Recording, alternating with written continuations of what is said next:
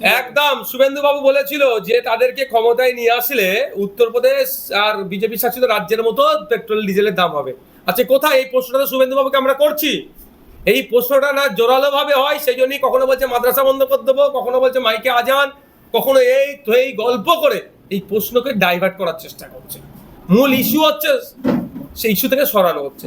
গ্যাসের দাম আপনি জানেন আজকে কমার্শিয়াল গ্যাস কোথায় গেছে, বাণিজ্যিক গ্যাসের দাম রান্না যেটা আপনার বাড়িতে যেটা আমরা ব্যবহার করছি গ্যাস পাওয়া যাচ্ছে না, এনে কারো প্রশ্ন নেই। পেট্রোল ডিজেলের দাম বেড়ে যাচ্ছে, কোনো প্রশ্ন নেই। ডলারের দাম বেড়ে যাচ্ছে, কোনো প্রশ্ন নাই। প্রশ্ন হচ্ছে কি হিন্দু মুসলমান নিয়ে এখন খেলা মাতিয়ে রেখেছে। যখন ঘরে আছি তো আমরা, যখন ঘোর কেটে যাবে বুঝতে পারবে যে আমরা কোন জায়গায় দাঁড়িয়ে আছি। ওই বলুন না, একটা কে আছে বাংলার যাদবপুরে লোকসভা থেকে দাঁড়িয়েছিল, কি গল্প শুনিয়েছিল, আমি নামও নি, তার ঘৃণা বোধ করছি এখন। কি বলেছিল একটা বক্তব্যে, যখন কি হবে ভাইজান কি থাকবে, আজকে সে কোথায় মুখ লুকিয়ে বেড়াতে হচ্ছে। বাংলার মানুষের ভোট লুট করেছিল এই ভোট চোর শওকাত, ভোট লুট করে ওকে জিতিয়েছিল। আজকে বাংলার মানুষ ক্ষমা থেকে করবে না। যারাই বলেছিল আইএসএফ কে অমুক দলের দালাল, তারাই দেখুন আজকে বিজেপির পাচার চিকিয়ে। আইএসএফ তার নিজস্ব গতিতে চলছে। এখন প্রশ্ন এখন আমি জানতে চাই তাদের কাছে, যারা বলেছিল তৃণমূলকে দিয়ে ভোট বিজেপিকে আটকাতে বলে গল্প শোনাচ্ছিল, স্টেজ থেকে শুরু করে বিভিন্ন ধর্মীয় মঞ্চ থেকে শুরু করে সামাজিক মঞ্চ থেকে গল্প শোনাচ্ছিল যে বিজেপিকে আটকানোর জন্য তৃণমূলকে ভোট দিন। আজকে তাদের কাছে প্রশ্ন করব, মুখ খুলছেন না কেন আপনারা? বকলমে যারা বিজেপিকে সাপোর্ট করছে, আপনারা দেখেছেন আজকে অনেক চ্যালেঞ্জ দাবি করছে 300+ বিজেপির এমপি সিট। কেন এনডিএ নাকি 300+? কেন 300+ তো নয়, এই তৃণমূলের এমপি গুলোকে অ্যাড করছে, তার মানে বকলমেরা তো বিজেপিকে সাপোর্ট করছে। কিন্তু সেই সময় যারা বলেছিল 2024 লোকসভা নির্বাচনে বা বিধানসভা নির্বাচনে, তারা কোথায়? এই 60টা তৃণমূলের এমএলএ যারা এখন বিজেপিকে বকলমে সাপোর্ট দিচ্ছে বিধানসভার মধ্যে, তাদের বিরুদ্ধে একটা কথা বলছে না কেন? ভয় পেয়ে গেছে নাকি? তখন খুব মানে কার হয়ে চাটুকারিতা করতেন, এর জবাব কিন্তু বাংলার মানুষ আপনাদের কাছ থেকে আগামী দিনে নেবে। সব দেখছে বাংলার মানুষ, কে কি বলছে না বলছে সব লক্ষ্য করছে। সময়ে সুদে আসলে গণতান্ত্রিক প্রক্রিয়া উসুল করে বলি, এগুলো সব হচ্ছে আইওয়াস। শুভেন্দু বাবু এইটুকু বুঝাতে চাইছেন বিজেপি বিশাল কিছু করছি ভাইপোর ওপরে, এরকম করছি ঘোড়ার ডিম। অলরেডি যেগুলো তদন্ত হয়ে বসে আছে বা ধরবে আর জেলের মধ্যে ভরে দেবে, সেগুলো কিছু করছে। কালীঘাটের কাকুর ভয়েস টেস্টের রিপোর্ট আপনারা জানতে পেরেছেন? ভয়েস টেস্ট হয়ে গেছে অলরেডি, ওগুলো ধরে ওগুলো ভরুক না। 26,000 চাকরি বাতিল থেকে শুরু করে এইসব দুর্নীতি, গরু চুরি, কয়লা পাচার, গরু পাচার, বালি চুরি, এগুলো এই মামলাগুলো তো মানে প্রায় 70% গিয়ে পৌঁছে গিয়েছে। ওগুলোকে স্পিড আপ করুক না কেন? একটা নতুন মামলা নতুন শুরু করছে মানে বুঝতে পারছেন দেখাবে বিশাল কিছু হচ্ছে, সামান্য একটা শুধুমাত্র আইওয়াস ছাড়া আর কিচ্ছু না। মুখ্যমন্ত্রী মমতা বন্দ্যোপাধ্যায় অবশেষে কংগ্রেসের সহসভাপতি পদে অফার পেয়েছে, সোনিয়া গান্ধীর ঘোষণা, কি বলবেন? ঘোষণা আমি শুনছি গতকালকে কংগ্রেসের দুটো সিনিয়র মোস্ট লিডারের প্রেস কনফারেন্স, আপনারা শুনেছেন কি? তাহলে অনেকটা এই বিষয় ক্লিয়ার হয়ে আগে দেখলাম ফুরফুরা খাতিয়া সিনিয়র টাইটেল মাদ্রাসা পরীক্ষা বন্ধ করে দেওয়া হয়েছে এবং আলিয়ার যে বাকি 11টা ক্যাম্পাস আছে সেই ক্যাম্পাসেরও পরীক্ষা বন্ধ করে দেওয়া হয়েছে এবং আলিয়া মেন সেন্টারে পরীক্ষা হয়েছে। এই বিষয়ে কি বলবেন? স্টাডি সেন্টার যেগুলোকে বলা হয় সেগুলোতে ইসলামিক থিওলজির যারা এক্সাম দিচ্ছিল তাদের এক্সাম বন্ধ করেছে। এই বিষয়টা নিয়ে আমি জানতে চেয়েছি, যে উত্তর পেয়েছি প্রশাসনের অর্থাৎ আলিয়া বিশ্ববিদ্যালয়ের তরফ থেকে, সেটা সন্তোষজনক নয়। তারা বলছে যে ওই সার্ভের নামক এই ধরনের এটাকে দেখানো হচ্ছে। আমরা তাদের কাছে আহ্বান করেছি দ্রুততার সাথে এই যে সংকটময় পরিস্থিতি চলছে সেটাকে মোচন করতে হবে। আমি এতটুকু কথা বলবো, যারা পরীক্ষার্থী আছে 11টার স্টাডি সেন্টারের, তাদের জন্য আমরা ভাবছি, তাদের হয়ে লড়াই আমরা করেছি, আগামী দিনেও লড়বো যে কোনো মতেই তাদের সার্টিফিকেট না অবৈধ হয়, এক নম্বর কথা। দ্বিতীয়, যে মধ্যিখানে এক্সাম তাদের বন্ধ হয়ে গিয়েছে, এটা যাতে কন্টিনিউ হয় তার ব্যবস্থা দ্রুততার সাথে যাতে হোক তার ব্যবস্থা আমরা করছি। ভাঙড়ে কিছু কিছু জায়গায় দেখা যাচ্ছে তোলাবাজির অভিযোগ উঠছে এবং এই সামনে কিছু ভিডিও আসছে, এটা কি আইএসএফ এর উপরে ষড়যন্ত্র চালানো হচ্ছে? সব ষড়যন্ত্র বলবো না, কিছু অন্যায় করছে তারা আমরা বহিষ্কার করছি দল থেকে। অন্য দলের মতো আমরা বলবো না এড়িয়ে যাবো না, এটা ষড়যন্ত্র হ্যান ত্যান। যেই ফুটেজগুলো পাওয়া গেছে, ফুটেজ নিয়ে আমরা ভেরিফাই করেছি, যারা দোষী পার্টি থেকে তাদেরকে আমরা কি করেছি, বহিষ্কার করেছি। কোনো কথা হবে না। ভাঙড় সহ রাজ্যের মানুষ আজকে আমাদের দিকে তাকিয়ে আছে। ভাঙড়ের মানুষ দ্বিতীয়বারের জন্য আমাকে নির্বাচিত করে পাঠিয়েছে আমার স্বচ্ছতার জন্য, দুর্নীতি না থাকার জন্য। যদি কি আমাদের পার্টিতে থেকে দুর্নীতি করবে তাহলে পার্টিতে তার কোনো জায়গা নেই। আর কিছু একটু হলেই রং চড়িয়ে আমাদের বিরুদ্ধে হচ্ছে, এটা স্বাভাবিক ব্যাপার হবে। আপনার জীবনে রাজনীতির চ্যালেঞ্জ কি ছিল? দেখুন, আপনাকে বলি, রাজনীতির চ্যালেঞ্জ অনেক কিছু আছে, চ্যালেঞ্জ প্রতিটা পদক্ষেপে নিতে হয়। বিজেপির নেতা জ্যোতির্ময় মহাতোর বক্তব্য রাজ্যে মাদ্রাসা অনুবাদ দেওয়া এবং মাদ্রাসাগুলোকে বন্ধের দাবি, বিষয়টিকে কেমন চোখে দেখছেন? একটা কথা আমি অনেক আগে বক্তব্য দিয়েছি, বারবার ওরা বলবে, বারবার এটা বলে সময় নষ্ট করবো না। আমি দুটো তথ্য দেব। প্রথম তথ্য হচ্ছে, মাদ্রাসায় যে টিচার আছে 40 to 50% নন মুসলিম টিচার। মাদ্রাসায় যে স্টুডেন্টস আছে 18 থেকে 20% হচ্ছে নন মুসলিম টিচার স্টুডেন্টস। একটা গেল। দ্বিতীয় কথা হচ্ছে, আপনারা দেখেছেন অলরেডি পশ্চিমবাংলায় স্কুল এডুকেশন দপ্তরের যিনি মন্ত্রী, তার স্ত্রী হাই মাদ্রাসা একজন টিচার।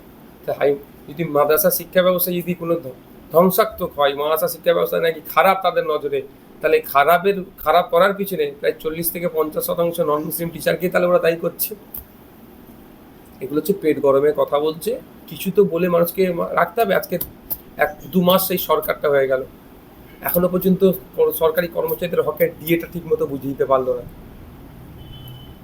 কোনো কথা আছে? শূন্যপদ পূরণের কথা বলে গল্প শোনালেও এখনো এক্সামের কোনো কিছু কন্ডাক্ট করার কিছু আপনারা দেখতে পাচ্ছেন? এই নিয়ে কোনো চর্চা নেই। কি করতে হচ্ছে? এই থেকে মানুষকে মন ভুলানোর জন্য হিন্দু মুসলমানের খেলা খেলো, তাহলে মানুষ এটাকে নিয়ে মেতে থাকবে।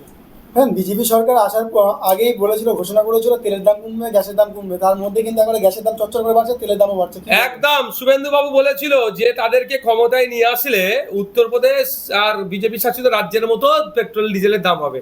আচ্ছা, কোথায়? এই প্রশ্নটা শুভেন্দু বাবুকে আমরা করছি।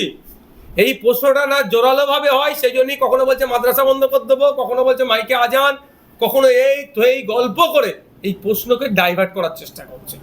মূল ইস্যু হচ্ছে সেই ইস্যু থেকে সরানো হচ্ছে।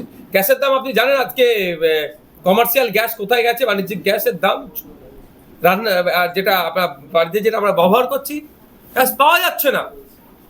এনে কারো প্রশ্ন নেই। পেট্রোল ডিজেলের দাম বেড়ে যাচ্ছে, কোনো প্রশ্ন নেই। ডলারের দাম বেড়ে যাচ্ছে, কোনো প্রশ্ন নাই। প্রশ্ন হচ্ছে কি, হিন্দু মুসলমান নিয়ে এখন খেলা মাতিয়ে রেখেছে। যখন ঘোরে আছি তো আমরা, যখন ঘোর কেটে যাবে বুঝতে পারবে যে আমরা কোন জায়গায় দাঁড়িয়ে আছি। আগামী 15 বছর তৃণমূল শাসিত দল, তারা প্রাক্তন মুখ্যমন্ত্রী মমতা ব্যানার্জি সাহেব ছিলেন, তিনি বলেছিলেন ফুরফুরা থেকে রেল হবে, কিন্তু এখনো সে রেল হয়নি। এখন নতুন সরকার গঠিত হওয়ার পরে শুভেন্দু অধিকারী বলেছে যে ফুরফুরা টু তারকেশ্বর, ফুরফুরা টু বাড়িপাড়া এবং ফুরফুরা টু ডানকুনি রেল স্টেশন করে দেবে। বিষয়টাকে কি বলবে? কে বললো? মমতা ব্যানার্জি তো রেল চালিয়ে দিয়েছিল। 2019 সালে লোকসভা নির্বাচনে হাওড়া জেলার জগৎবল্লভপুরে একটা শ্রীরামপুর লোকসভা কেন্দ্রের প্রার্থীর হয়ে তৃণমূলের প্রচারে এসে তো রেল চালিয়ে দিয়েছিল। আপনারা ভুলে গেছেন যে আমরা রেল স্টেশন করে যে রেল চলছে, চালিয়ে দিয়েছিল রেল। যেরকম গল্প ছিল, আর আজকেও আমার মনে হয় সেটা গল্প। যতক্ষণ না পর্যন্ত রেল লাইন পাচ্ছে আমরা গল্প মনে করব। তবে হ্যাঁ, এটা বলে রাখছি, এটা কেউ না ক্রেডিট নিতে পারে যে এই নতুন বিজেপি সরকার পশ্চিমবাংলায় এসে রেলটা করছে না। ডানকুনি থেকে ফুরফুরা শরীফ, বারুইপাড়া থেকে ফুরফুরা শরীফ, তারকেশ্বর থেকে ফুরফুরা শরীফ, এই 3টে লাইন অনেক আগে থেকে প্রস্তাব ছিল। সে দ্রুততার সাথে এই 3টে লাইন হোক, এটা চাইবো। সেই এই লাইন হওয়ার জন্য যদি রাজ্যের মুখ্যমন্ত্রী সহযোগিতা করে, অবশ্যই ধন্যবাদযোগ্য কাজ হবে, ধন্যবাদ আমরা জানাবো। যে বিজেপি ভোটের আগে বলতো চোর ধরো জেল ভরো, আজকে সেই বিজেপি ক্ষমতা আসার পরেই বলছে চোর ধরো দলে ভরো। এই বিষয়টাকে নিয়ে কি ভাবো? অনেক আগেই এরা বলেছিল এই ধরনের কথা, আমরা দেখেছি তো। ইডি সিবিআই নোটিশ দিয়েছে সকালবেলা, বিকালবেলা বিজেপি ঝান্ডা ধরে নিয়েছে, নোটিশ দেওয়া বন্ধ হয়ে গেছে। এটা কি নতুন কথা নাকি? ওয়াশিং মেশিন তো বিজেপি। তবে এর রিয়াকশন পাবলিক আগামী দিনে দেবে। বিভিন্নভাবে দেখেছিলাম যে আইএসএফ এর টিম হচ্ছে কি বিজেপির দালাল, সেই জায়গায় দেখছে একেবারে বিজেপি তৃণমূলী এমপিরা যোগ দিচ্ছে বিজেপিতে। কি বলবো? ওই বলুন না, একটা কে আছে ভাঙড়ের যাদবপুরের লোকসভা থেকে দাঁড়িয়েছিল, কি গল্প শুনিয়েছিল? আমি নামও নিতে ঘৃণা বোধ করছি এখন। কি বলেছিল একটা বক্তব্যে, যখন কি হবে ভাইজান কি থাকবে, আজকে সে কোথায় মুখ লুকিয়ে বেড়াতে হচ্ছে।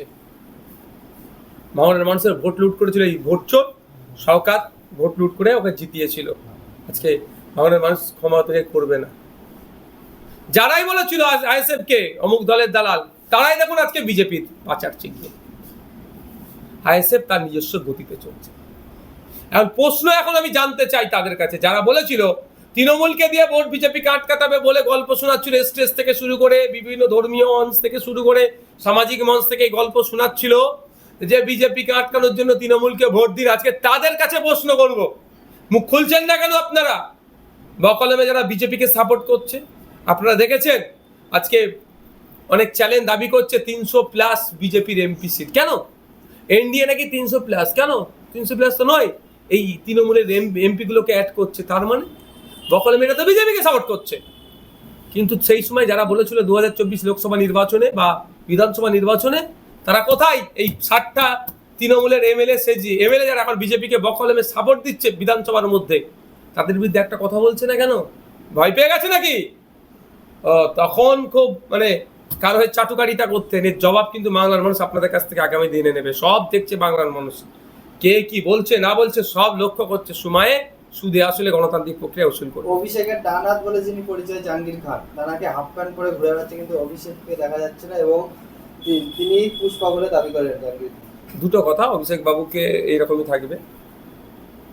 এখানে কাউন্সিলর থেকে শুরু করে প্রাক্তন যারা, তাদেরকে ধরে জেলে উঠছে, আর দিল্লিতে এমপিগুলোর সাথে সেটিং করছে, রাজ্যে এমএলএগুলোর সাথে বকলমে সেটিং করছে। দেখলাম তো কদিন আগে রথীন ঘোষ মহাশয় নাকি শুভেন্দু বাবুর সাথে দেখা করতে গিয়েছিল, একটা খবর ছিল, তুমি বুঝতে পারছো?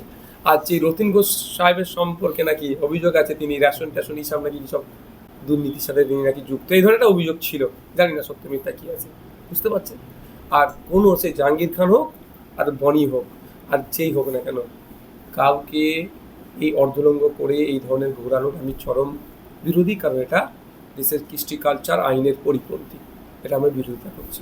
আপনার বিধানসভার একটা মহিলা মেয়ে তহুরা বলে, তিনি একেবারে ইন্ডিয়ার হয়ে একেবারে একটা সম্মান উদযাপন করলো, সেই হিসেবে কিন্তু সেই তহুরা খাতুনকে সম্মান দেওয়া হয় না, কি বলবেন? আমরাই তাকে স্কট করে আমাদের অঞ্চল নেতৃত্বরা তার বাড়িতে পৌঁছেছে। আমি আমাদের রাজ্যের যিনি sports and youth services minister হয়েছেন তাকে আমরা জানাচ্ছি অবিলম্বে, তাকে যেমন তার এই অসামান্য কৃতিত্বর জন্য তাকে যেমন সংগঠিত করতে হবে, সাথে সাথে আগামী দিনে আরও ভালো প্র্যাকটিস করে আরও ভালো রেজাল্ট, সিনিয়র লেভেলে তিনি আরও ভালো রেজাল্ট করতে পারে, তার জন্য প্রশিক্ষণে যাতে ব্যবস্থা করা হয়, এই মর্মে আমি ডক্টর মাননীয় ইন্দ্রলীন মহাশয়কে আমি, অর্থাৎ যিনি আমাদের স্পোর্টস মিনিস্টার, তাকে জানাচ্ছি। দেখুন এই মর্মে একটু কথা বলে রাখি, আমি ভাঙড়ে স্পোর্টস কমপ্লেক্সে তৈরি করার কথা আমি প্রস্তাব রেখেছিলাম। এই এলিমেন্টসগুলোকে সঠিক কাজে লাগানো যাবে। একটা উন্নত মানের ট্র্যাক থাকলে সেখানে দৌড়তে পারবে, কারণ এখানে তৌরাকে যেতে হবে কোথায়, শর্ট লেগে আসতে হবে। ভাঙড় থেকে শর্ট লেগের দূরত্ব, গাড়ি ভাড়া তার পক্ষে বেয়ার করা সম্ভব নয়। তো যদি ভাঙড়েই থাকে সহজে সেখানে এসে এই ধরনের তহুরার মতো হাজার হাজার ছেলে মেয়েরা আছে, পিউঢালি, বক্সার, এই ধরনের প্রচুর বুলবুল, সাজান বুলবুল আছে, বিশেষভাবে সক্ষম হওয়ার পরও তিনি একটা ব্যাডমিন্টন অল লেভেলে মানে ইন্টারন্যাশনাল লেভেলে তিনি গোল্ড নিয়ে এসেছেন দেশের জন্য। তো এই সমস্ত বিষয়গুলো আমি চেষ্টা করছি। গতকাল সিআইডি ভবানী ভবনে তৃণমূলের সর্বভারতীয় সাধারণ সম্পাদক অভিষেক বন্দ্যোপাধ্যায় কয়েকটি ঘন্টা জিজ্ঞাসাবাদ করেছেন, এবং জিজ্ঞাসাবাদ করার পরে এই ঘটনায় আপনি কি ভাবছেন? দেখেছেন আপনার মতো কি স্বাধীনতা তদন্ত প্রক্রিয়া চলছে, নাকি এর পিছনে কোনো রাজনৈতিক? আমি একটা কথা বলি, এগুলো সব হচ্ছে আইওয়াস। শুভেন্দু বাবু ওইটুকু বুঝাতে চাইছেন বিজেপি বিশাল কিছু করছি, ভাইপোর ওপর এরকম করছি, ঘোড়ার ডিম। অলরেডি যেগুলো তদন্ত হয়ে বসে আছে বা ধরবে আর জেলের মধ্যে ভরে দেবে, সেগুলো কিছু করছে? কালীঘাটের কাকুর ভয়েস টেস্টের রিপোর্ট আপনারা জানতে পেরেছেন? ভয়েস টেস্ট হয়ে গেছে অলরেডি, ওগুলো ধরে ওগুলো ভরুক না। 26,000 চাকরি বাতিল থেকে শুরু করে এইসব দুর্নীতি, গরু চুরি, কয়লা পাচার, গরু পাচার, বালি চুরি, এগুলো এই মামলাগুলো তো মানে প্রায় 70% গিয়ে পৌঁছে গিয়েছে। ওগুলোকে স্পিড আপ করুক না কেন? একটা নতুন মামলা নতুন শুরু করছে মানে বুঝতে পারছেন, দেখাবে বিশাল কিছু হচ্ছে, সামান্য একটা শুধুমাত্র আইওয়াস ছাড়া আর কিচ্ছু না। Thank you.